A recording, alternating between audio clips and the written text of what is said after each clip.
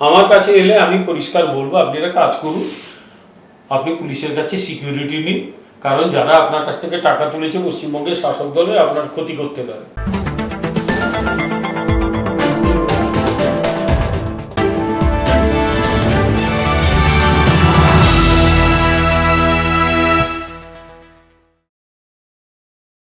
Sarada chit fund কেলেঙ্কারিতে অন্যতম মূল অভিযুক্ত সুদীপ্ত সেন আবার শিরোনামে। জামিন পেয়েছেন তিনি দীর্ঘ ১৩ বছর পর। কিন্তু প্রশ্ন, এই জামিন কার্যকর হবে কি?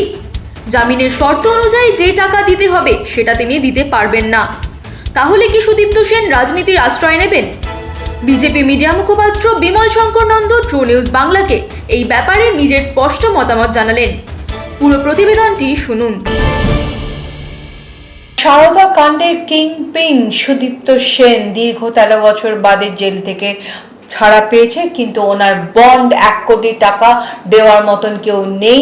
টিএমসি কি ওনাকে আদৌ জেল থেকে বেরোতে দেবে? সেটা বলতে পারবো না।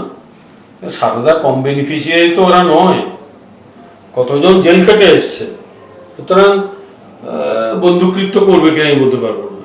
কিন্তু এটা ঠিকই, ক্রাইম নেভার পেজ। ওই সুদীপ্ত সেনের কি রমরমা ছিল একসময়, তারপরে জেলে যেতে হলো কারণ অন্যায় করেছিল। আমি তাই বলবো, ক্রাইম নেভার পেজ।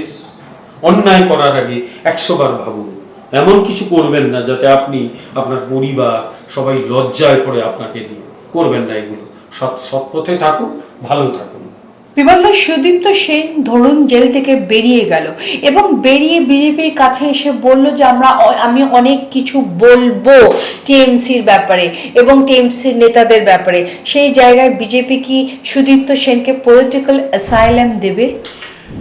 এটা খুবই হাইপোথেটিক্যাল প্রশ্ন। ও এসে বলবে কিনা, আমরা তাকে অ্যাসাইলাম দেবো কিনা, ইত্যাদি ইত্যাদি।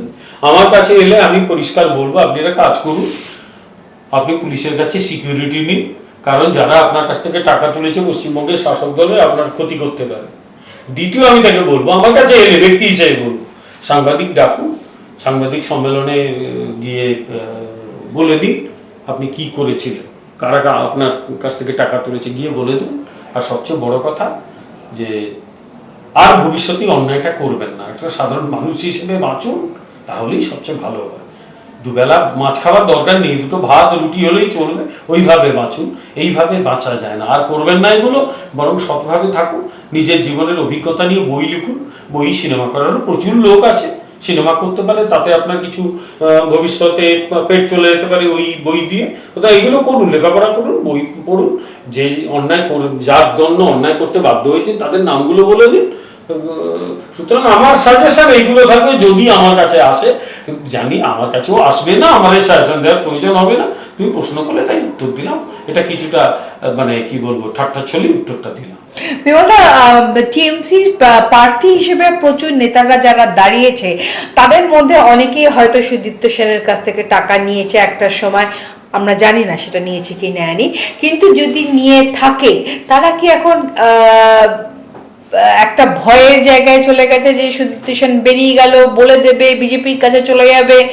কারণ বিজেপির কাছে সুদীপ্ত সেন যাবে, এটা টিএমসির কাছে একটা বিশাল ব্যাপার হয়ে দাঁড়াবে। এখন এটা বলা খুব মুশকিল, কজন টাকা নিয়েছে, কি নিয়েছে তো আমি জানি না। কিন্তু টাকা নিলে আমি আবার বলছি, যারা টাকা নিয়েছিল একটা বড় অংশ জেলটা কেটে এসছে, অনেকে টাকা ফেরত দিয়ে দিয়েছে। এগুলো মানুষের কষ্টের টাকা তোলা হয়েছে, সেটা মানুষের কাছে সেই টাকাটা গেল না, এটা আরেকটা দুঃখের বিষয়। আর সবচেয়ে বড় কথা, এই পশ্চিমবঙ্গের শাসক দল তৃণমূল কংগ্রেস, এদের আমলে এই ধরনের সংস্থা একেবারে রমরমা হয়েছিল। আগেকার বাম আমলেও অনেক সংস্থা, এই চিটফান্ড, তাদেরও রমরমা ছিল। তাই বামেরা মোটেই সাধু পুরুষ নয়। তাই এরা সবাই মিলে পশ্চিমবাংলাটাকে লুটেছে। আমরা ক্ষমতায় এলে, ভারতীয় জনতা পার্টি ক্ষমতায় এলে, এদের বিরুদ্ধে কঠোরতম ব্যবস্থা নেব, যাতে পশ্চিমবাংলার সাধারণ মানুষকে এরা লুট করতে না। এখানে তৃণমূলের অবস্থান নজরে থাকবে। তারা কি সুদীপ্ত সেনের থেকে মুখ ফিরিয়ে নেবে? তবে সুদীপ্ত সেন যদি ভোটের আগে বিস্ফোরক কোনো তথ্য ফাঁস করে বসেন, তবে সেটা তৃণমূলের মাথা ব্যথার কারণ হয়ে দাঁড়াবে, তা বলাই বাহুল্য। এই ব্যাপারে একটু কথা জিজ্ঞেস করতে চাই বিমলদা। আর সারদা কেসে কিন্তু এখনো রিজলভ হয়নি, বহু লোক এখনো কিন্তু টাকা পায়নি। বিজেপি যদি কালকে সরকার গঠন করে তাহলে এই পার্টিকুলার চিট ফান্ড স্ক্যান্ডেল ব্যাপারটাকে বিজেপি অ্যাড্রেস করবে, সেই লোকগুলোকে খুঁজে বের করে তাদের ডিউ টাকা ফেরত দেওয়ার চেষ্টা করবে। করতেই হবে, করতেই হবে।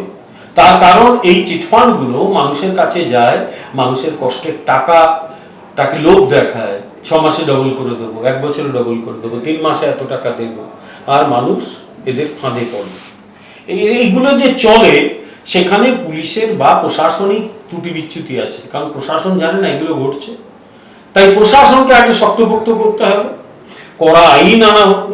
আইন যথেষ্টই রয়েছে, সেই আইন দিয়ে ধরে নেওয়া যায়, কিন্তু ধরে না। ফলে সেই আইনগুলো যদি ঠিকঠাক প্রয়োগ করা হয়, প্রয়োজনে আরো কড়া আইন আনতে হবে, যাতে এই ধরনের ঘটনা এরা না ঘটাতে পারে, তাহলে এগুলো ঘটবে না। তাই prevention is better then cure. যাতে অসুখ না হয় সেই চেষ্টাটা করা ভালো। অসুখ হলো তারপর ডাক্তারের কাছে গেলাম, এমন কিছু করলাম অসুস্থ হলাম ডাক্তারের কাছে গেলাম, এসব তো কোনো মানে হয় না। তাই প্রিভেন্ট করতে হবে যাতে এই ধরনের ঘটনা যা আগামী দিনে পশ্চিমবাংলায় না হয়, সাধারণ মানুষ যাতে অন্তত ডুবে না যায়, শেষ হয়ে না যায়। বিমলদা, সারদা কাণ্ড প্রায় 200 থেকে 300 billion amount of money laundering scandal হয়েছিল। তারপরেও এই নারদা কাণ্ডের পরেও মমতা ব্যানার্জি নির্বাচন জিতে দেখিয়েছে। কি আছে মমতা কথা বলি, ব্যানার্জি? সেটা হচ্ছে যে পশ্চিমবঙ্গে একসময় সিপিএম শাসন করতো, কিন্তু আর সিপিএম কে মানুষ এত পছন্দ করে যে 2016 সালে সিপিএম আসতে পারে এরকম একটা টেলিভিশন চ্যানেল রুটিয়ে দিয়েছিল যে সিপিএম কংগ্রেস মিলে আসতে পারে, মানুষ ভয় পেয়ে গিয়েছিল। 2021 সালে তৃণমূল কংগ্রেস ম্যানিপুলেট করে জিতেছে, আজকে বোঝা যাচ্ছে 91 লক্ষ নাম বাদ গেছে। এই ভোটগুলো সব 80% ভোট পড়েছে। ফলে 2011 বাদ দিলে 2016 আর 2021 এই ভোটগুলো কোনোটাই ঠিকঠাক ভোট হয়নি। ভোট আগে ঠিকঠাক হতে হবে। আর সবচেয়ে বড় কথা হচ্ছে যে তৃণমূল কংগ্রেস জেতার জন্য যেতে পারে না, হেন কোনো জায়গা নেই। টু এনি এক্সটেন্ট তারা চলে যেতে পারে, সেইটা বন্ধ হলে তৃণমূল কংগ্রেস শেষ হয়ে যাবে। সুতরাং সারদার প্রভাব পড়েনি বললে ভুল হবে হয়তো। সারদার প্রভাব পড়েছে, ব্যাপক পড়েছে। এই যে এত স্ক্যাম, তার প্রভাব পড়েনি মানুষের মধ্যে। এখন একটা চালু হয়ে গেছে, কমন একটা মানে পলিটিক্যাল চালু হয়ে গেছে, চোরের দল। সবাই বলে এইসব চোরের দল, এগুলো চালু হয়ে গেছে। সুতরাং তৃণমূল কংগ্রেস বা তার আগে সিপিএম পশ্চিমবাংলার রাজনীতিটাকে পলিউট করেছে, নষ্ট করেছে। সেখান থেকে রাজনীতিটাকে টেনে তোলার দরকার আছে। India Today mood of the nation poll বলছে 14% বলছে বাংলায় করাপশন, দুর্নীতি হচ্ছে সবচেয়ে বড় ইস্যু, এবং সেটা বাঙালিরা নাকি মেনেই নিয়েছে।